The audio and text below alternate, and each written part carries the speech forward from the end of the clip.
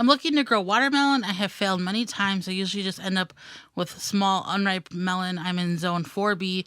Is it too late this season? What's the best method? I'm willing to try anything, but most of my growing is in a traditional garden bed. Thank you. Well, nothing wrong with the growing in the traditional garden bed. Thank you for the question. When you're in the zones 4, 5 in that area, forget about the 80, 90 pound watermelons. Those are Georgia, Alabama watermelons, 100 pound. We don't have the growing season up here. Now, what we have found in our garden, and we have a video on this, we actually were successful in growing a watermelon. It's called Cream of Saskatchewan. It's a watermelon about the size of a volleyball, 5 to 10 pounds, give or take. Thin. It was yellow in flesh. Some of them are white in flesh. Ours was yellow. And it has a very sweet flavor. And we were able to grow it in a straw bale garden.